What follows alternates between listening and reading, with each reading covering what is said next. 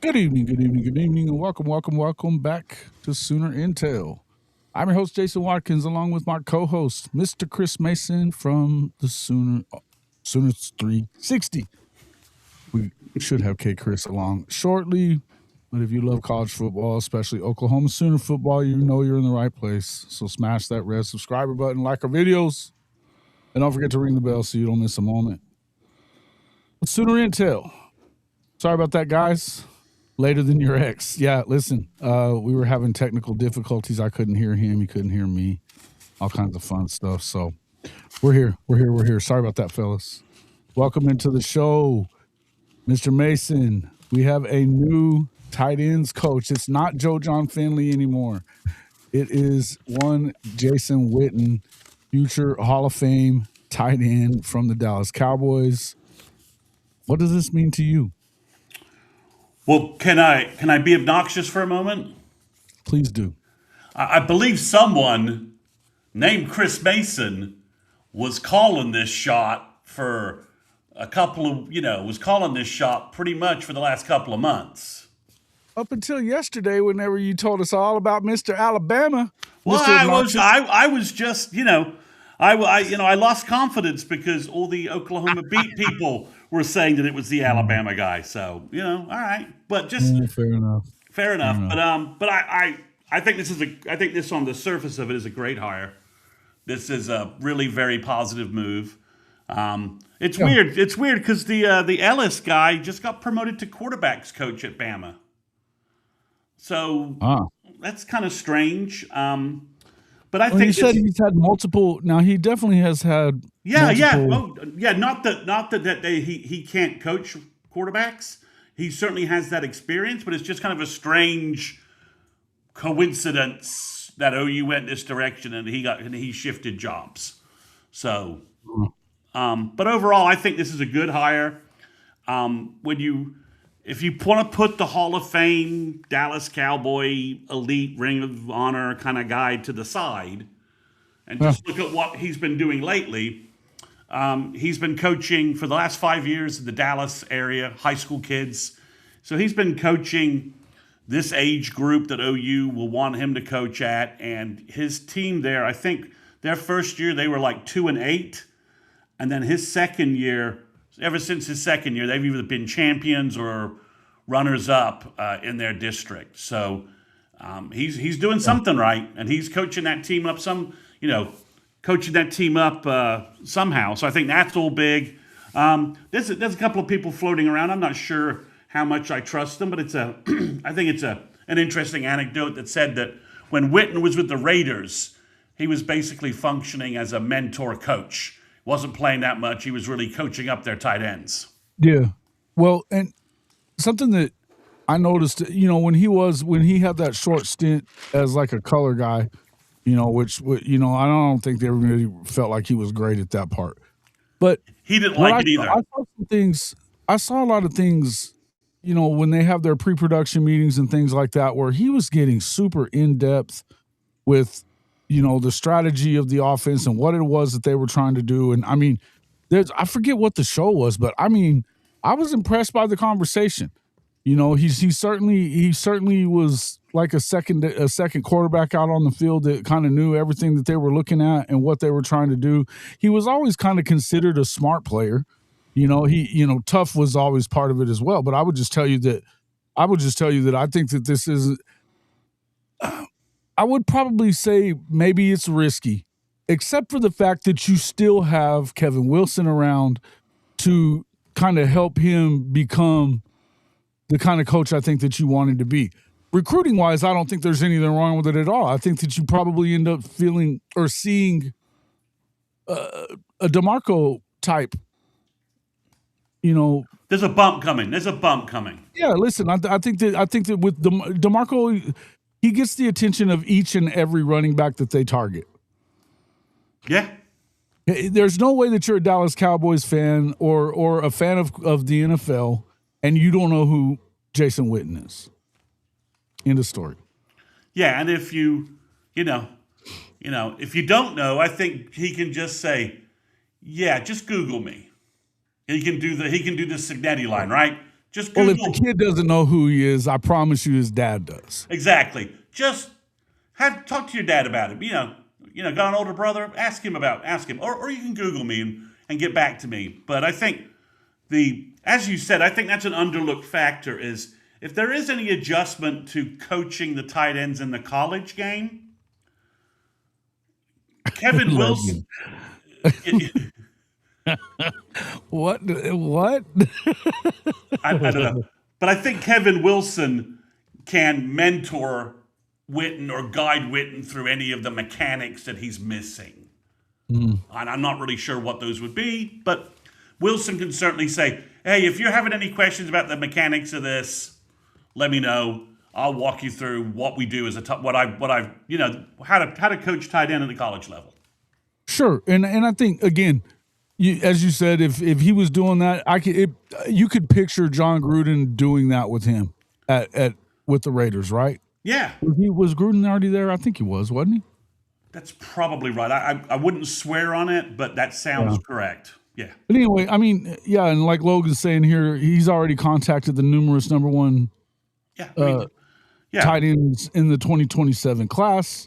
I know you've got two high end tight ends that they brought in for unofficial visits. They love Norman, and Nagy's been working them heavily in the front office, and now they can kind of turn him over to Jason Witten. And Sure. I'm not going to steal anybody's content, but Parker Thune was able to talk to a Seneca Driver, top 5, top 10 tight end in the country, top 100 player. I've talked about him on my recruiting podcast a number of times. He's a Jermaine Grisham type, if you're wondering when we could ever get a Jermaine Grisham type guy again, Seneca Driver's it. And he has an unbelievable quote about this transition, and I'm not going to spoil it, but let's just say it's kind of one of those. It's oh my god, that's a great quote, and then you're reminded of a little bit of the fact that we've been anchored with Joe John Finley, and from a recruiting and a portal recruiting standpoint. You just see Hayden Hanson's response on Twitter for this hire, and then you hear Tyler Ruxer, Ryder Mix, Rocky Beers. I mean, they're all loving the shit out of this hire and this upgrade. I mean, this is, if you're Tyler Ruxer, who's a very good receiving tight end at a high school, and you have Jason Witten now who can guide you in making that progression to be an NFL type player. I'm just not going to steal Parker's information. He worked hard for it. It's behind their paywall. I will tease it. So if you want to go look at it, at some point, some message board will cut and paste it. So I don't need to do that. But I'm just saying that when you hear the excitement and the quotes from guys, it's obvious that this has a bang to it. This has a pop. And Sure. when you think about the fact that he's going to be, when you think about can he translate what he's doing, what his knowledge to other kids? Well, he's already doing that as a high school coach. He's coaching in high school, so there's more. Again, he's been successful enough to be a high school coach for this amount of time in the DFW area. Obviously, he's got the other part of it. I don't think that we can discount is the fact that he has a 5-star linebacker son who is now, obviously been crystal balled to come to Oklahoma. I would guess that should be a locked in deal. Welcome into the show from the Horns Down podcast, our friend Kchris Griffin. Chris, what's your thoughts there on Jason Witten? Just the fact that you have another person that obviously you combine his star power with the OU brand. He can go into any house, any in-person visit, in-home visit or whatever with any kid. He can go to a lot of different places. This is similar to what, kind of like with Jamar Cain, right? Basically just spoiling that person, right? As far as that coach, Jason Witten's going to come in here and he's going to be tough nosed. He's going to teach these kids. I think that he's going to be really good. It's going to take some time just to see what kind of coach is he at this level or whatnot. But I think that he has guys around him that will make sure that he progresses very quickly. But again, it's just a guy that, his newbie coaching might be better than what we've been seeing. So exactly. I'm for me, like I told my uncle today, I'm really excited for kids like Rocky Beers and the Hanson kid who were willing to take a chance on OU. And you had told them 4 months ago, "Hey, I'm gonna be coached by Jason Witten." They probably would have been like, "Yeah, no." But no, I think that it's a guy that, like my uncle described him as a guy that earned his way. DN that turned converted to a tight end at Tennessee, and the rest is history, right? So he's a guy that I think comes in here, can level with the kids, can make things easier, but also demand a lot from these kids as well right off the bat. So hearing a lot of good things about him, just the fact that he's already active. So I'm just excited about it. It's not just because obviously we want his son in his next year's class, but at the same time, I think you're getting what could potentially be a really good coach. So I'm sure Chris Mason has sang his praises as well. So shout out to Chris Mason as well for even dropping those hints on the pod, but especially off the pod in the green room after. As we talked about quite a lot of things, and this was something that happened. And you remember he dropped it on the pod that Witten and his son were there at the playoff game, and that there was conversations or whatnot. But again, I think just a big time hire, man, big time hire. And just, I mean, a lot of folks are like, well, OU's hiring Witten to get his son. We were getting Witten regardless. We were going to get Cooper Witten regardless from a recruiting standpoint. So he's been pretty much considered a lock for the better part of 2 years. I mean, he's spent, how many times has he been in Norman? Like damn near every damn home game. He's been to at least 3 home games. He's been at OU summer camps. He's at junior days. OU staff has been recruiting him left and right. Brent has made him a focus. The entire staff was making him a focus. Obviously, there's a Tennessee connection, but OU's been pretty much the leader for him, for pretty much the last year. So we didn't need to hire his coach to get him. So, and I think Witten brings, just a name brand level of when you're rebooting a room completely, right? If short of hiring Iowa's tight end coach, who might not be really a fit, for our program, but short of hiring somebody like that has like 5, first round draft pick tight ends, pelts on the wall.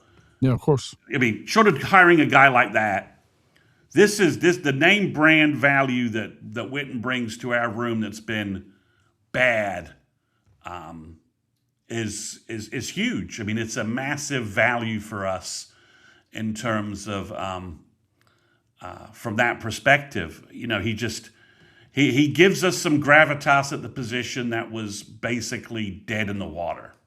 Yeah. I mean, you weren't even getting in the room with people anymore at this point.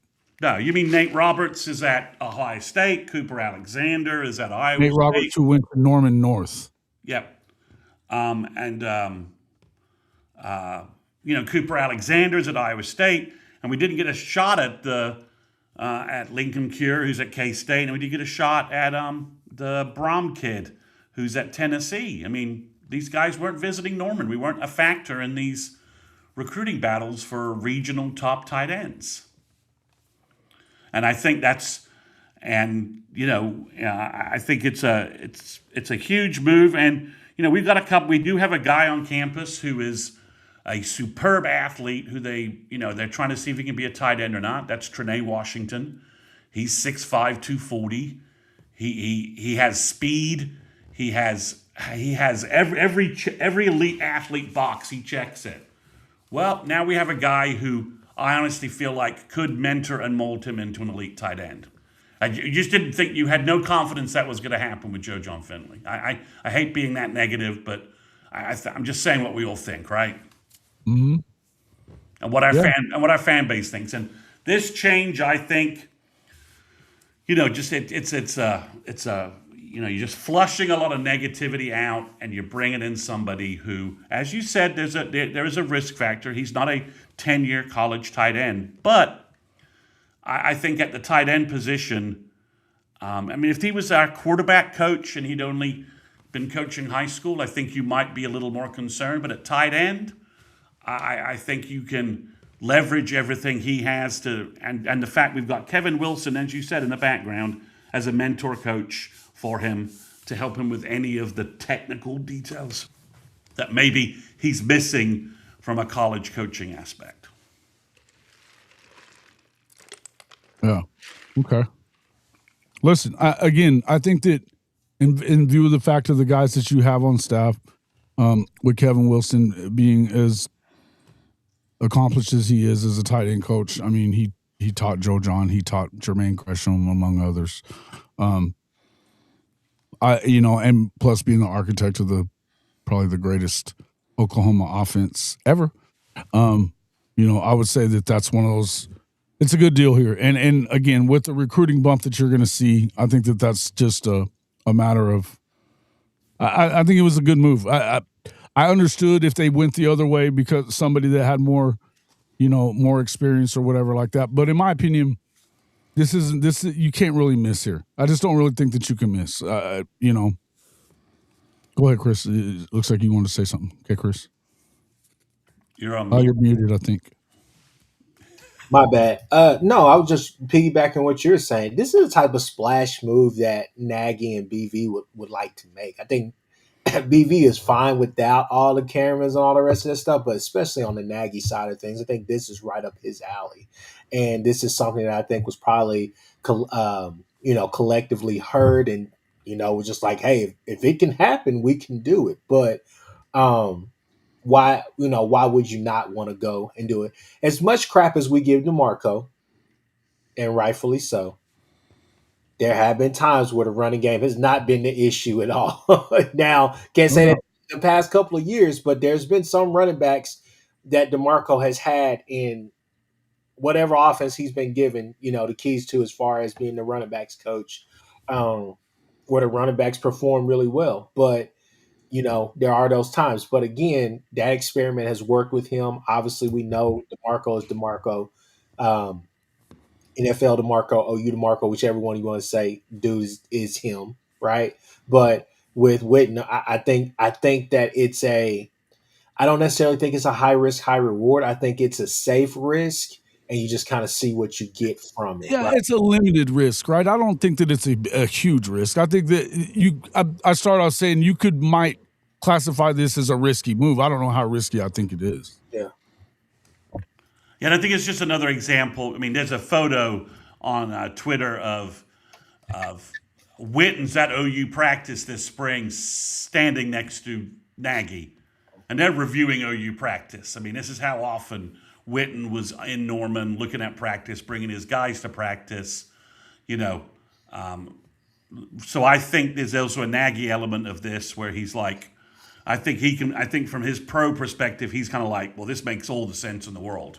And we should pull the trigger on this now, and because we're not going to keep him more than a couple of years before, some bigger pro aspirations perhaps go his way, and that's fine if he rebuilds our room, and the room's clicking at a high level, and then he leaves after a couple of years, and we hire somebody else. That's all good by me. I just think it's been a week of efficiency and execution from our front office staff, portal wise, and to me. If the Bama guy did say no, OU didn't even blink. They redirected to Jason Witten and got a contract signed immediately. Well, according to what Stoy has said on his story, it was always Jason Witten. Yeah, so if that's the case, I guess he called Wednesday night and told BV that he'd take the job. So apparently, it's been out there for. I mean, the offer's been there. What's up, Coach Carl? Good to see you, man. So apparently, the offer's been on the table, at least for a day or so. Yeah. So it looks like again, it's just efficiency and execution, right? If this is the guy they really wanted, they got him, and no one knew they were doing it, right? If for some reason the Bama thing was in play and it didn't look like it was going somewhere. They aggressively redirected and got the guy they wanted and didn't screw around or mess around with what they wanted to do. So caught everybody a little bit, looking in the wrong direction. And maybe that's Nagy and, working for that. That's maybe the way he's going to operate. I mean, he's been catching George Story has been doing a great job trying to cover the portal stuff, but even George is like, guys on campus, I didn't know he was being on campus. So Nagy is working at a. I called him the stealth bomber. We kind of laughed about it, but this is kind of what's going on, right? I mean, I know Brent probably had complete sign off on this and was like, yes, I want to do this, but we know that Nagy negotiated the nuts and bolts of this, along with Stevenson making sure that everything from a due diligence standpoint was being taken care of, right? Okay, well, this all makes sense, but from an you always keep you always got to have HR keep cover your ass, right, and do some, especially the state university. After the Sharon Moore thing, maybe Michigan should have done a little more due diligence before naming him as head coach. I'm not blaming anybody there, but it's just an example of why sometimes things take a couple of days, and you need oversight, right? Someone at Stevenson's level over Nagy saying, "Yeah, I want the background check to go another level on this, please." Yeah. From that standpoint, you just need people to stop you from making. Sometimes you need oversight to stop you from making bad decisions, and I think Brent could have used Nagy and Stevenson when he did the Luttrell hire. He should have had somebody above him who had oversight to say, no, you need to go interview 3 other offensive coordinators, big name guys. And if you need the names, I'll have a search agency give me the names tomorrow. Something like that. I think now we have it's nice to have oversight over what Brent is doing in a way to make sure the best decisions are being made. Yeah.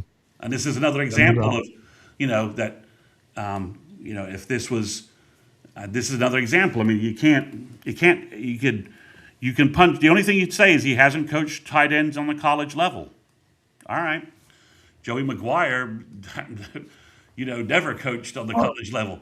So yes, he did. He was coaching with Matt Rule for 5 years before he got that job. Was he? Okay, all right.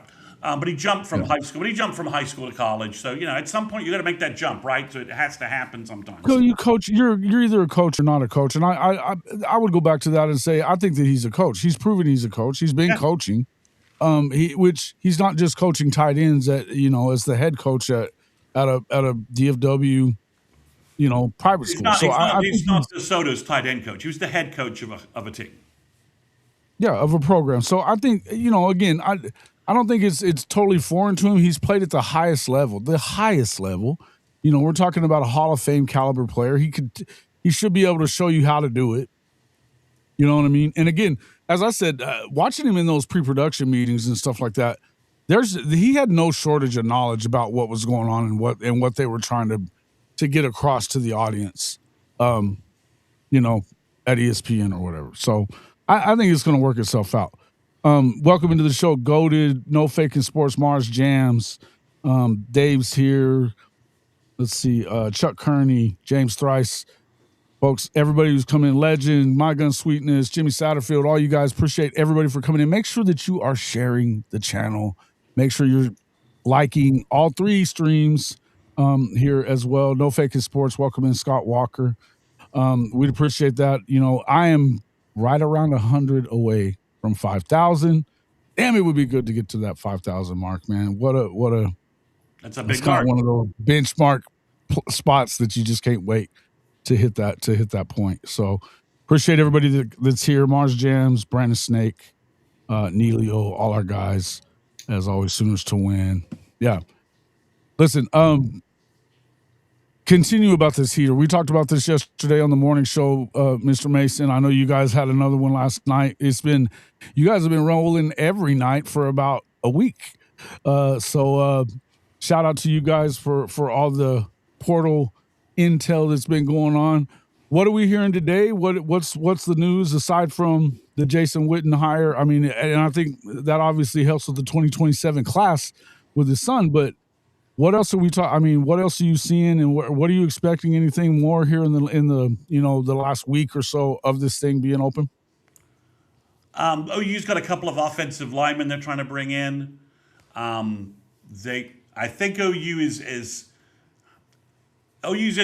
got a defensive tackle kind of conundrum with the portal.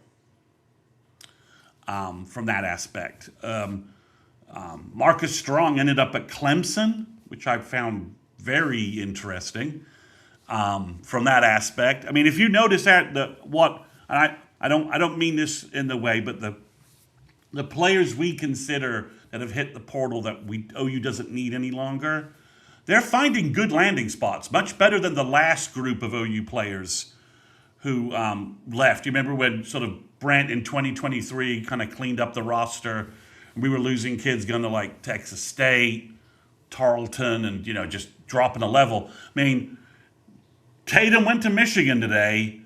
Howland went to Virginia Tech. Our guys are finding, the guys that can't be starters here are getting good landing spots, relatively good landing spots for themselves there, much higher than we'd seen in the past. But I think, Jason and Chris, the big question is OU needs a third defensive tackle to replace Strong. And the problem going to the portal is that everybody needs D-line. And OU just can't sign some guy because and spend a lot of money on him. And then after spring, Nigel Smith and Trent Wilson put him on the bench and he never plays. I mean, hell, James Carrington and Brian, I'm forgetting his last name, the defensive tackle, the freshman, is coming in, Brian Harris. They could put that guy on the bench. And you've spent all this money sitting on the bench for this guy that really isn't that good. And our freshmen and our redshirt younger guys just put him on the bench because they're extremely talented. So the question is, and I'll give a number example just to get a little more apt, to get a little more concrete. Like, do you spend $400K on a guy that you're concerned won't really contribute for you? Or do you spend $800K to get a guy will be in your top 3, top 4 rotation? And I think that's the problem and the conundrum OU's trying to deal with from a budget and standpoint. And to put a name next to this, James Smith from Alabama hit the portal. 6'3", 310 defensive tackle. If you added him to OU, to Jaden Jackson and David Stone, you'd probably have the 3 best defensive tackle rotation in the SEC, maybe in the country. I mean, that's just facts. But can you spend that money? And you're also trying to, upgrade things in other places as well. I think you want to give Jason Witten some money at tight end to go get a third tight end and to call some of the best tight ends that have hit the portal and say, hey, I know you were thinking, Joe John, I'm the new tight end coach at Oklahoma. I'm Jason Witten. You come here, I will teach you all you need to be an NFL first-round draft pick at tight end. You have the talent. And he apparently, according to George Stoyer, he's reached out to, I think it's Andrew Golish, who just hit the portal from Penn State, 6'5", 235, and just an elite-looking kid who has years to play. So I think you want to have some money for that. I think a safety probably makes sense after losing Jaden Hardy.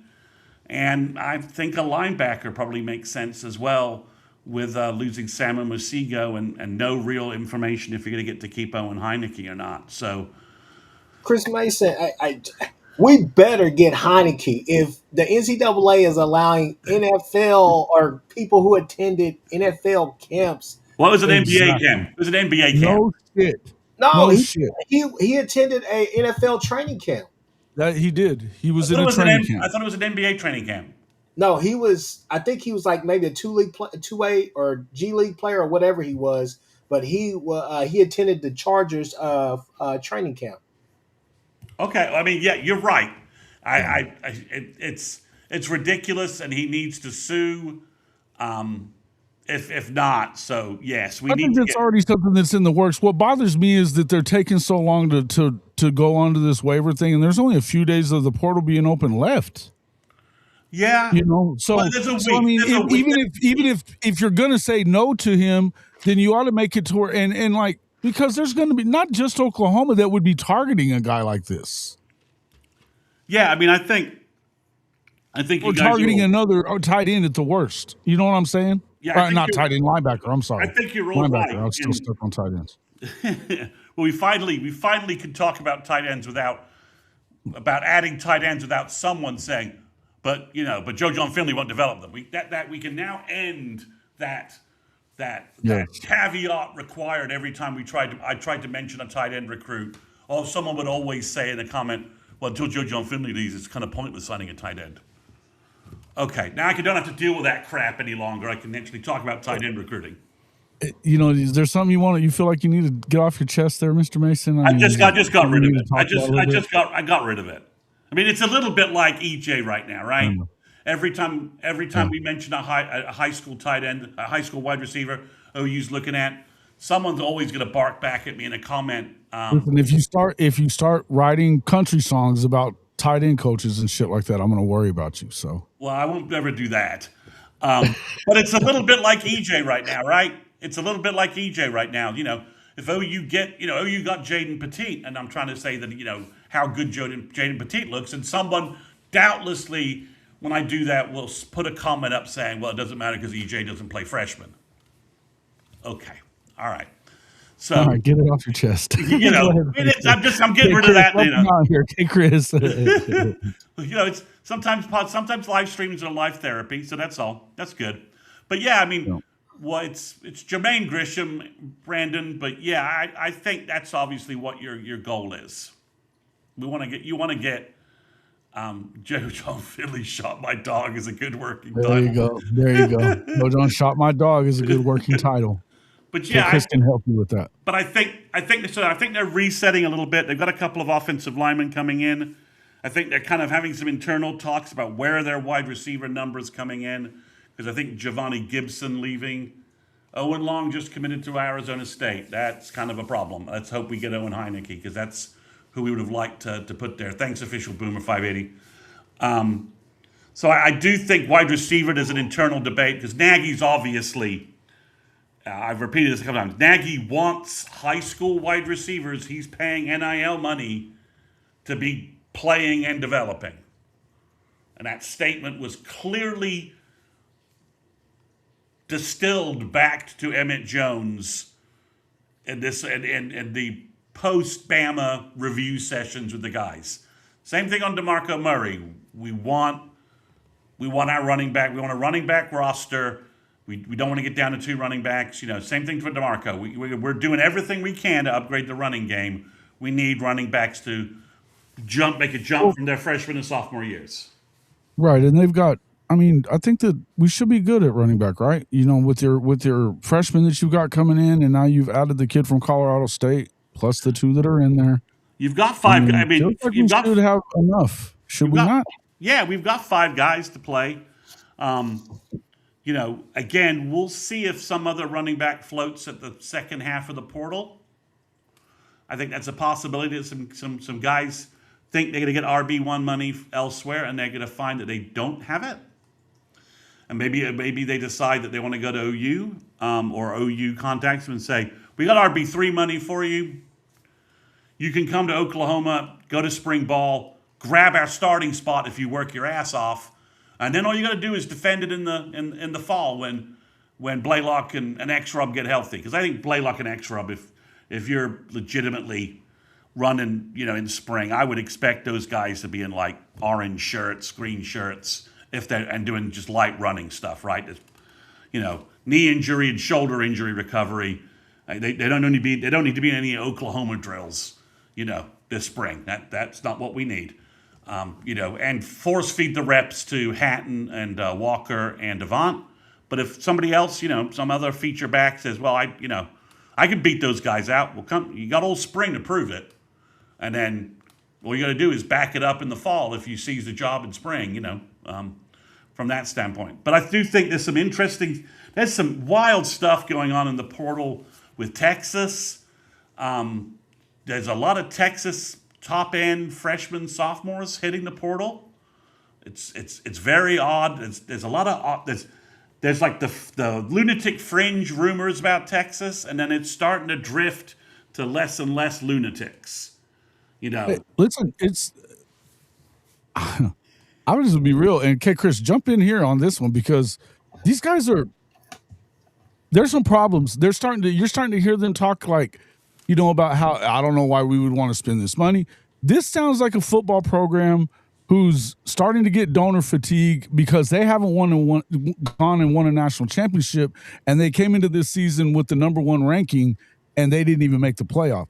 Kchris This Mason. is, I mean, I don't want to hear all this whiny shit when you're lining Lambos up at recruiting events.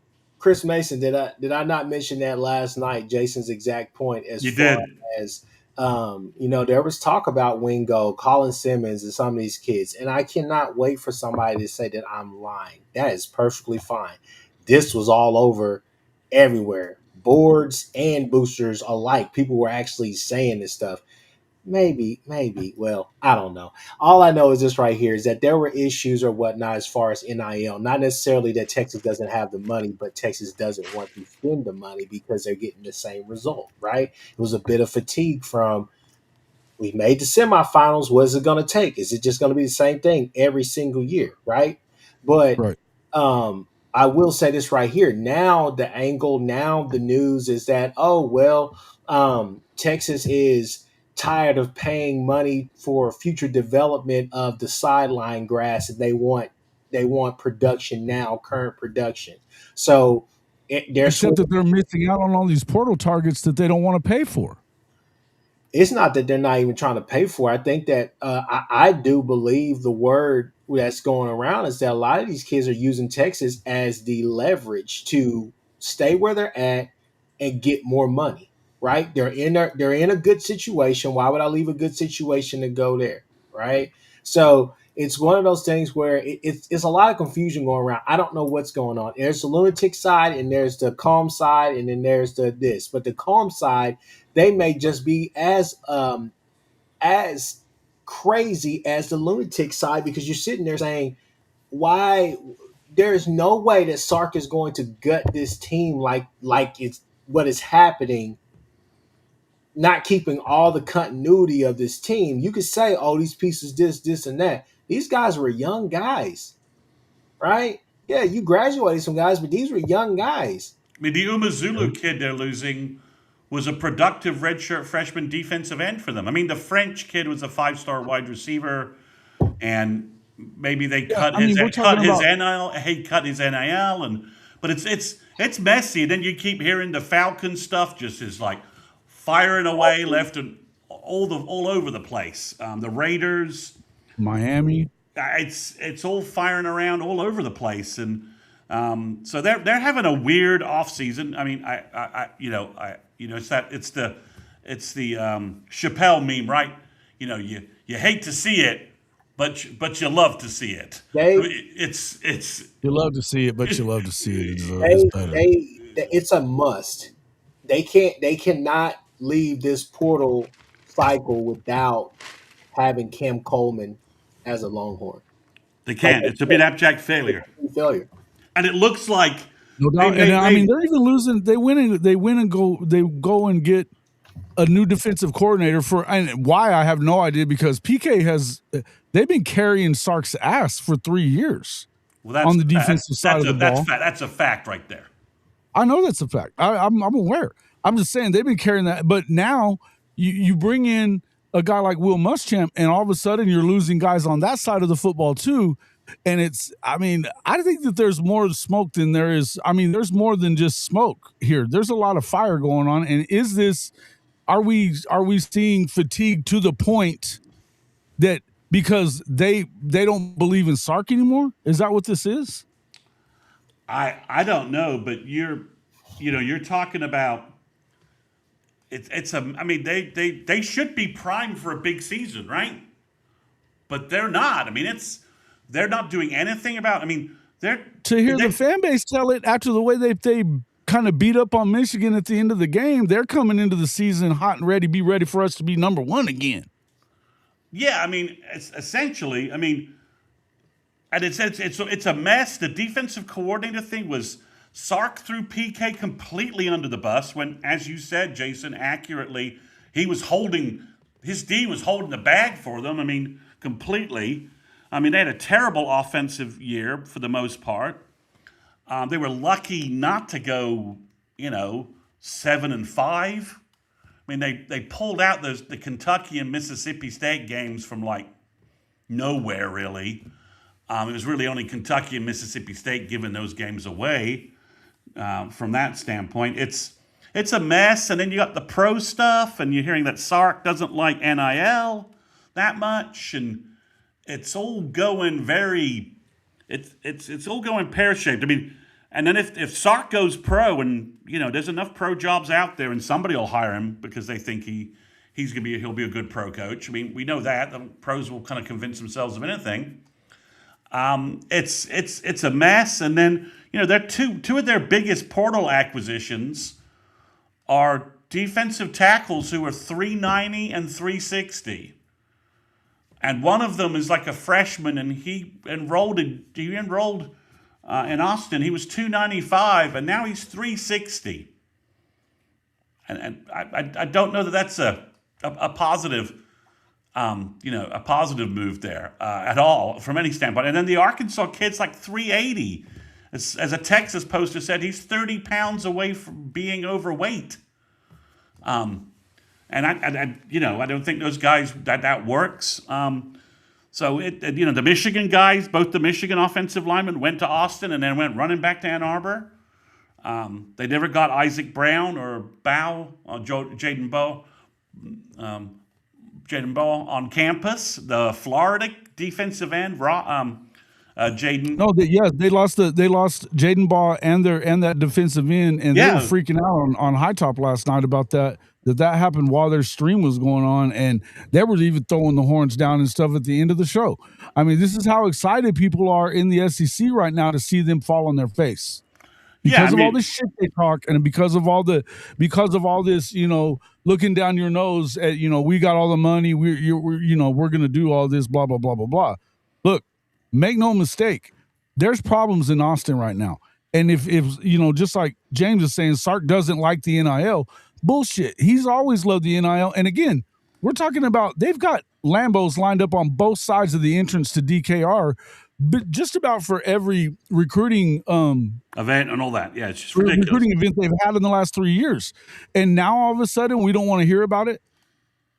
All of a sudden we don't love what we're doing here. We don't love recruiting this way, and this isn't the way that it should be, and blah blah blah blah blah blah blah.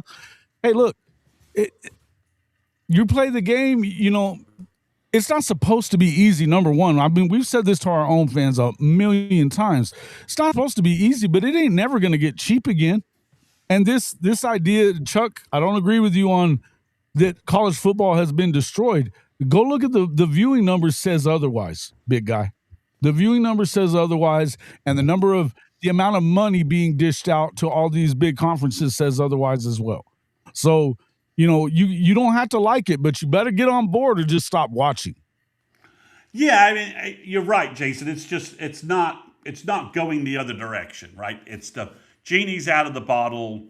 We're not going back to the days of. We're not going back to 2017 or whatever date you'd like to choose, right? It's post-COVID, NIL, where this is the reality we're in. And I think, they've been making, UT fans have been making a lot of fun of of us hiring a pro GM and having the way we're doing stuff. I think they're going to come out of this mess and they're going to turn right around and copy us, because it's clear that what we have going on from an actual NFL front office type of deal. Yeah, I think they've been making fun of that, and I've been seeing some Inside Texas posts where they've been posting this week like, yeah, we kind of made fun of this, and it's actually working out exactly how OU wants it to work, and this is not. And if they keep this up, this is not. We need to match this. This isn't. They're gonna get some critical bounces from this that. If we don't copy this kind of way of doing things, we may fall behind. And that's not even factoring in the 2027 high school recruiting that OU's doing right now. As I said, if you want to update on high school recruiting, I recorded a pod last night. You can find it on my YouTube channel, or you can find it on where you look at, your audio podcast platform of choice. I talk about news coming up for OU tomorrow on Saturday. Sorry, I'm losing my days of the week. OU's about to get more good news Saturday in high school recruiting. And they got a couple more probably got some more good news happening before February happens. So,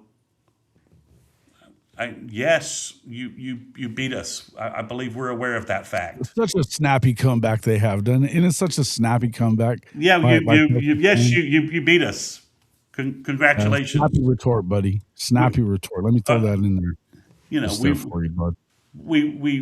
we're aware of that. I don't think we So, suddenly. the Texas fans, going to looking for every OU pod they can find, making fun of them so they can whine and bitch about it, especially this Texas fan. Drew's the biggest whiny bitch of the world. It's crazy stuff.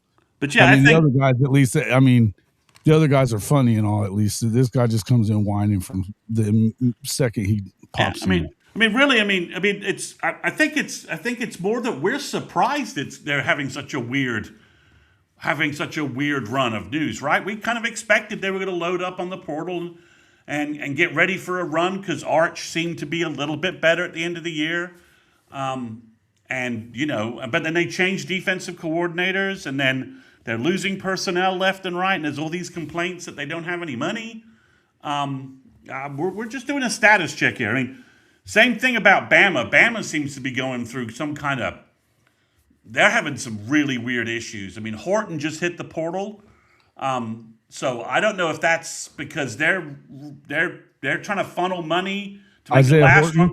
Yeah, Isaiah Horton. Yeah, Isaiah Horton hit the portal, so I don't know if that's they're trying to make a last run at Coleman. But they're losing a lot of young defensive players and defensive personnel as well.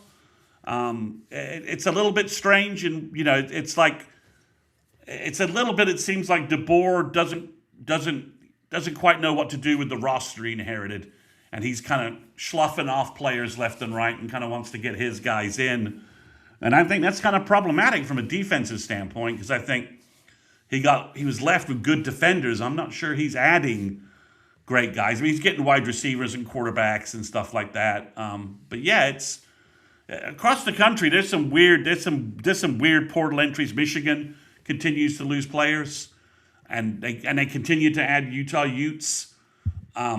So it's we've got Jason will credit to you. The Oklahoma State Mean Green appear to be ready to take the field against the Penn State Nittany Cyclones or the Virginia Tech Nittany Hokies, whichever way you want to go. They're wild. It's crazy. And again, I'll go with that. Listen, I was trying to, and shout out to Cody, and hopefully he's getting better, man. He hadn't been on this show, guys, in a month. So prayers need to continue going out to Okie like Cody, but the last I talked to him was like, look, are you guys sure that this is the way to go, is to go get the entire North Texas roster? Because not for nothing, it wasn't good enough to win the American. And I like a couple of those guys. I like Hawkins, the running back. I like Mestamaker. I think he's okay. I think he's pretty good, but I don't know that he comes in and automatically he's the best in the Big 12. In fact, I know he's not the best in the Big 12 coming in because there's a new guy out in West Virginia too. So, and I also don't think that he's better than the guy at K-State and some other places as well. So just to, Brandon Storesby, another guy you might think of. Taking Mean Green defenders too. And I'll be like, did you watch the last game they played? Yeah. I mean, that's the whole thing. Tulane boogered them up. Well, then San Diego State put 52 up on them. Oh yeah, I forgot about that one. I was talking about the American Championship game. It wasn't really a good game. No, it wasn't really a good game. So to me, it's one of them deals where, look, I think that there's programs around the country that are struggling to figure out how to do all this, and how to evolve the right way. I mean, shout out to Seawalt. I just saw him in the comments as well. Look, Dabo Sweeney just went back to Chad Morris. And he's struggling. They're actually in the portal. They went and got Marcus Strong. He's going to be a Clemson Tiger next year. These are some things that some of this stuff that you just kind of look at it and you're like, damn, it is different for sure, but it's weird how many people are dragging their feet and it's costing them. And it surprises me that when you had back-to-back runs into the CFP, and they like to call it back-to-back semifinal bursts. Get the fuck out of here. But they like to call it that. And then they miss it despite being the number one team. Then now all of a sudden they're willing to just are we punting on Sark, or are we punting on the whole thing? What's going on here? I'm just happy that it's been a stark contrast that OU has the efficacy and execution, I keep using these terms, of what Nagy did this week is a stark difference than what OU was doing last year and where OU was last year, right? Brent had a good coaching year. We had a good year on the field. The offense obviously wasn't what we wanted, but 10-2 in the playoffs. I mean, it was a massive turnaround from what we thought. And this was with, this with OU having a difficult schedule and there being some unbalance in the rest of the SEC. And OU still overcame that. Didn't really ever make excuses about it. Finished 10-2. Had a playoff game, which we don't want to talk about because I know it just bums Chris out. And he's even shaking his head right now. But OU, has a lot of momentum going in to 2026. I mean, it's just you nailed the weaknesses. The number one weakness on our whole roster, our entire fan base. If you polled them and said what needs to be upgraded the most, it would be the tight end room. And if you haven't watched Gabe and Teddy's review of Hayden Hansen, go watch it because they're practically in tears. They're so happy. I mean, and what he could do. No, we talked about that yesterday. What he could do, and then you talk about the fact they got this Rocky Beers kid who's also very talented, and they just brought in a brand new coach who we think can can coach up the position, knows a lot of offense, knows a lot of how things should work, and we took a room we were getting 0 out of, and we've moved it to where we maybe potentially out of 10 we're going to get like 7 or 8, and that could make a big difference for OU in a lot of ways. Our running game, our passing game, our quarterback. Hopefully he'll improve with some different weapons and some more and maybe less reliance on him throwing the ball with a better running game. But it just seems like I look at where we were 12 months ago and I look at where we are right now, and it's like it sure seems like OU's making some smart off the field decisions about how they want to operate. Yeah. That's a great way. Drew, Texas didn't embarrass themselves in the playoffs. Are you sure that 90-plus yard turnover for a touchdown, that didn't embarrass you? I mean, it seems kind of embarrassing. You could have went to the championship game and maybe won it. Yeah. I don't know. There is that, too. And being number one and having the Heisman favorite and all that bullshit from game one of this year and not even making the playoff, there is that. There is that. I mean, it's like playing wiffle ball with this guy. It's like playing fucking wiffle ball. I mean, national disappointment lists that have been posted postseason from not OU homers, just national writers.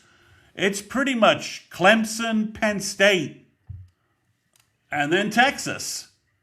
I mean, you're only being saved from the top of that list because of Penn State and Clemson's meltdowns. That's it.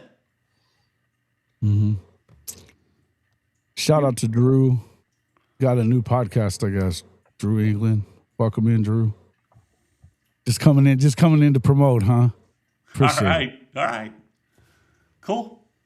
All right. CJ Vogel's not having a good time, and he's been posted about it. So yeah. That's what I'm saying. Even the guys that are like pro Longhorn all day long are not really able to say that it's not. I'm surprised really bad. I felt like calling in a health, a mental health check-in, emergency services call on Catch, a wellness check-in based upon the kind of week he's been having. Catch lately. Yeah. I mean, it's there, but I mean, guy. All right. So, Chris, Jason, I've had a chance to talk to you both about the portal stuff separately. We've done shows.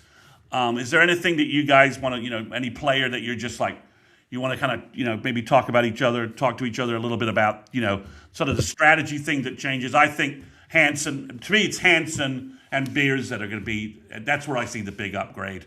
I think the wide receivers could be huge too, but to me, it's taking the tight end room from 0 to to maybe a 6 or a 7. That's the big difference. But Jason, is there anything from the portal you'd like to talk to Kchris about from what OU's been added? No, I mean, I think we've kind of brought it up, most of it. I mean, I guess like I asked you a second ago, I'm not sure What else? I mean, where else you go from here? Are you looking to add that one more defensive line guy? I would guess. I don't know that it's. I mean, is there anybody else that they would probably try to make a move at if you could? Are you looking for maybe one more weapon on the offensive side and one more lineman on the offensive side? What are you trying to hammer it home with? Chris, where would you if I only gave you two more players to spend significant money on, not some Nagy find from, and Nagy's finding some guys from some, the App State offensive lineman, for example, was visited today. There's another guy from Wichita State, some 6'6", 320-pound offensive lineman who's got a bunch of SEC offers. I know you've offered him, brought him in, but Chris, if I told you that I've got a significant pool of money and I'm going to cut it in half, what two positions would you try and spend that to bring in the best kids you could for that money? You talking about on the offensive side of the ball? Just total for the team. You're looking at where we are right now. I was asking him offense. I know where he's headed. Yeah, go ahead. So I would say, if we were Chris Mason, to your point, I would say, yeah, D tackle for sure. Gotta get that third guy in there. Even though I think that we have some guys that are hungry and they're going to be out there doing it with Nigel Smith and Trent Wilson and so on and so forth. But excuse me. If I had to say just offensive side of the ball, Jason, I would say wide receiver, probably at least one more wide receiver, maybe kick the tires on one kid, and then also running back. I'd like to see us fill that room out with 6 and see if we can get, somebody that we say, hey, we just need to get him in here for winter workouts all the way up to fall camp, and we think we could possibly get something out of this kid. Maybe he can crack the rotation or whatnot, or be somebody that, hey, we can count on if X-Rob, Blaylock, and all the rest of them are still, healing up or whatever the case may be. It'd be nice to see that, but that's where I would go. Okay. Yeah. So, Jason, I'm same question to you. Who would you take? Offensive guard. Yeah, I think that's kind of where I was headed. I figure you want to, if anything, what you want to do is make sure that you add some depth at the offensive line position, and particularly, I don't know if it's just at guard, but I would say any depth is good depth, especially with the way that how big Bill is. He doesn't mind moving guys around to different spots and playing them throughout the line. So. Drew adds 3 more offensive linemen, 1 wide receiver, maybe another linebacker. Does it feel like the linebacker position is about where they're going to be on it now with Sullivan in the fold? And it feels like you like I feel like Heineke's probably going to be back, and even if he isn't, I feel like that they like what they have behind them in the young guys.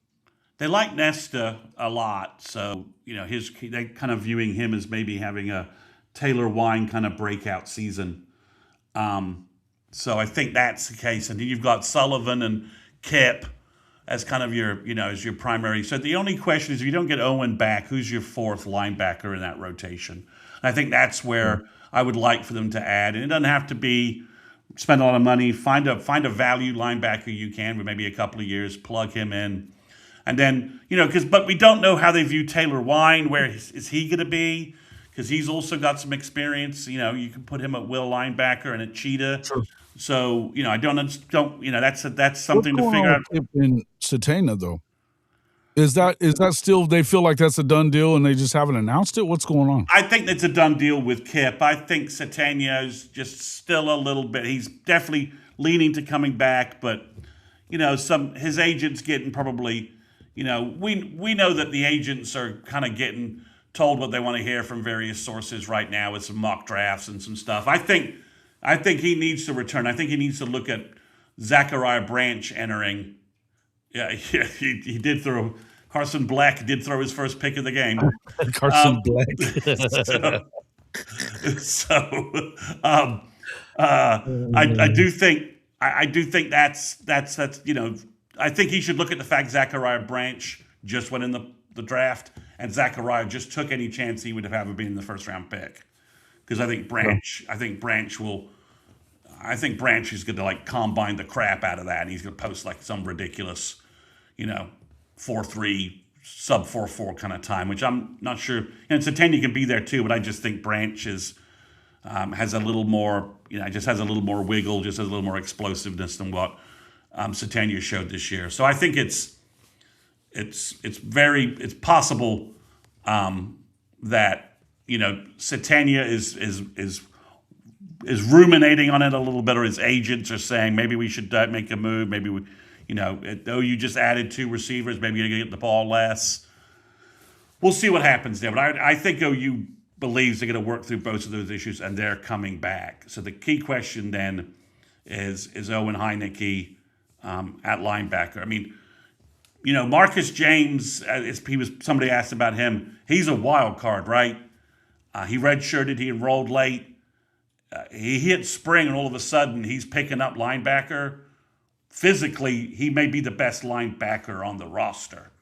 I mean, he's an absolute monster at 6'4", 235, with his agility and explosiveness. I mean, if he's picking stuff up quickly, no one's gonna, he's gonna vault almost anybody for playing time. So I think it's a question though. The 4 walking into next year potentially with 4 senior linebackers wasn't going to work, and then Kobe went to Northwestern, which I hope Kobe has a great year, but I hope Kobe gets his master's from Northwestern and whatever he wants.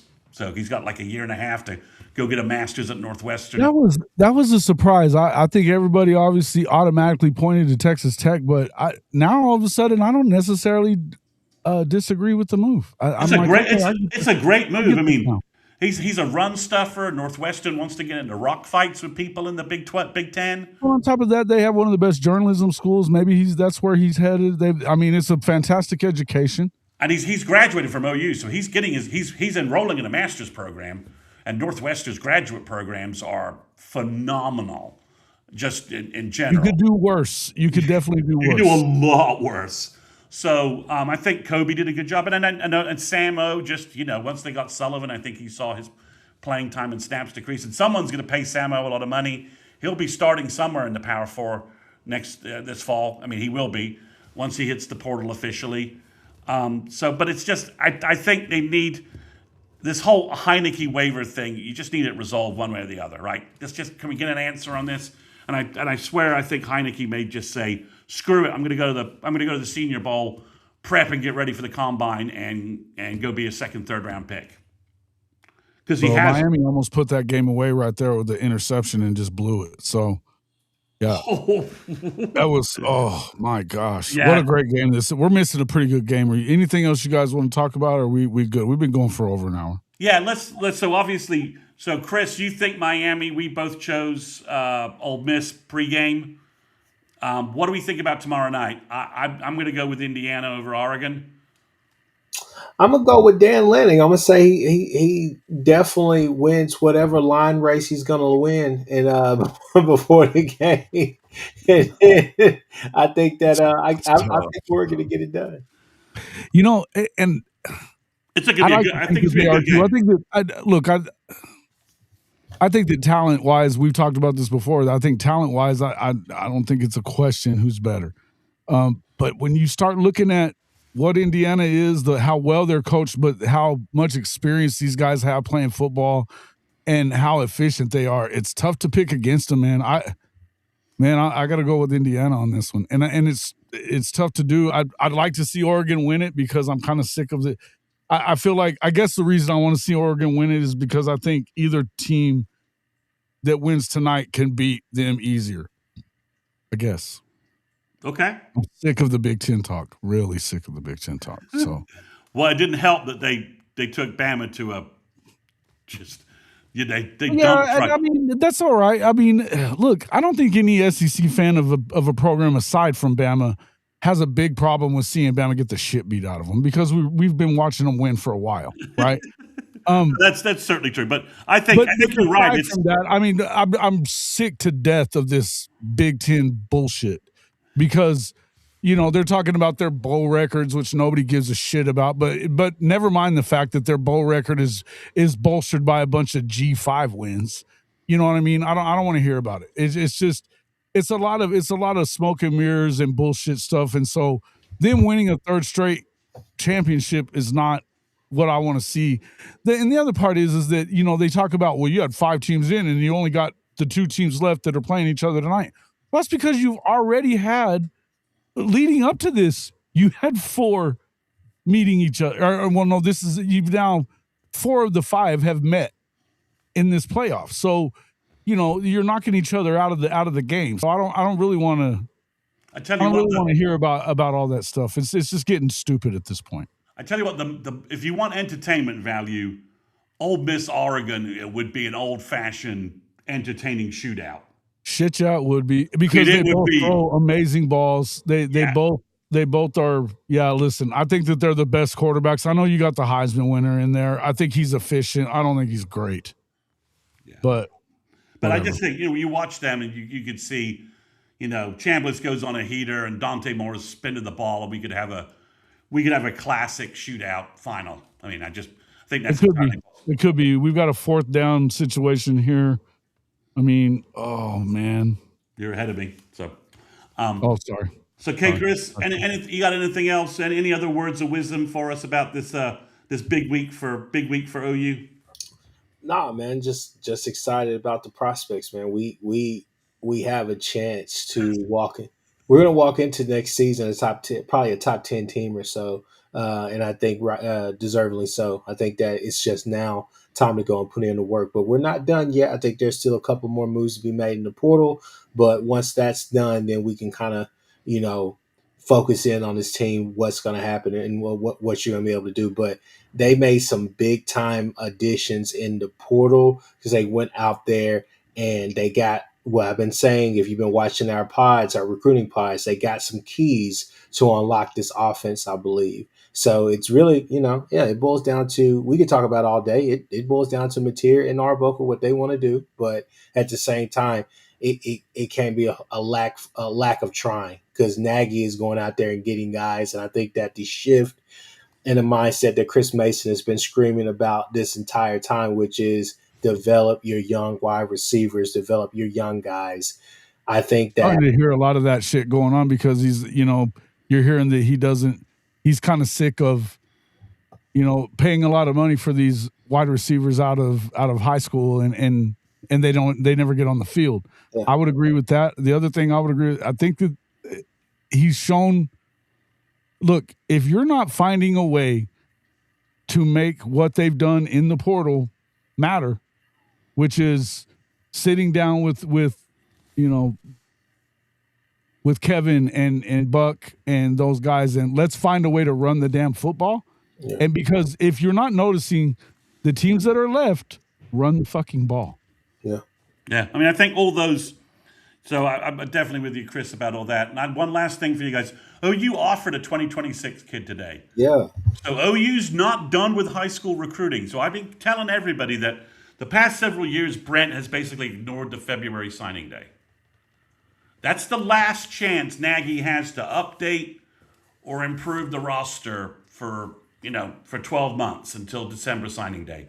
Yeah. 11 months. So I don't think he's going to walk away from, if he has some gems that his guys have found in senior film, that guys he can get low NIL money and park for 2 years and help, I think we may see a couple of guys sign in February, especially maybe a big tight end guy that they can develop, someone who's just maybe a basketball guy who's, I want to switch to football. I'm 6'8", but, I'm not good enough to be, I'm not good enough. But, and they look, well, he's really athletic, and we could put 30, 40 pounds on this kid. I feel like you're going to take another step. I mean, at worst, take another step forward on the defensive side. So, again, I just want to see you load up with dudes that you in a scheme that you can run off tackle with. And I mean, I think that the tight ends that we've seen them go get, they're big. They're big, they're heavy. They can catch balls too, but they seem to be the type that you can line up and run off tackle with and be able to be successful in that way. If they're not working on that stuff, then we got a problem. right? You know, it's I just think it's a problem. So because look, if you're not watching this college football playoff right now with an eye on, man, Oklahoma could be right here. Yeah. We're not that far away. We are a consistent running game. But that makes it even more excruciating what Chris and I watched in the stadium that night. I understand, but but the one thing I would say is that Jim Nagy's being very explicit about what he's paying for and the results he expects. This is the oversight that I think we're kind of looking for. Brent, I want you to get in a film room with Wilson, Arbuckle, all the brains that you have, and I want you to come back with some plans on how we're going to update our running game. Because I just spent a whole bunch of cash on 2 big tight ends. I do not want to see them on the fucking sideline and us going 5 wide. Agreed. Or if we're doing a bunch of wide out stuff without tight ends, you better still be running it. Got to run the ball downhill, man. Let's see what you can do with that. If you can make sure that you're running it 55% of the time and not with your quarterback.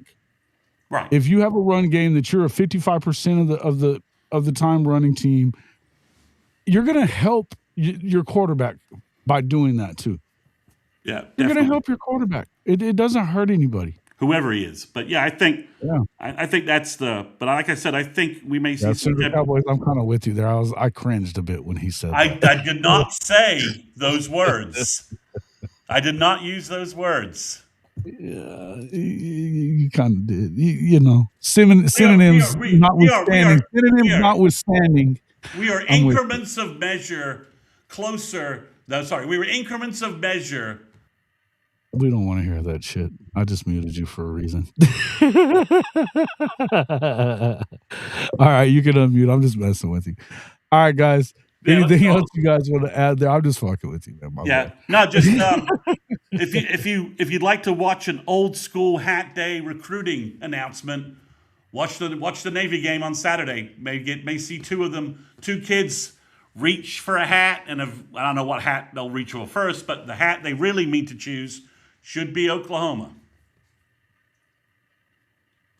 So awesome. If that interests you, great. If not, then just wait for the Monday recruiting update with Chris and I and my Wednesday pod. You'll have all that news ready for you. Right on. Okay, Chris, send us out of here. All right, people, let's go watch some football and let's watch Texas pitch and complain. Let's go. Horns down.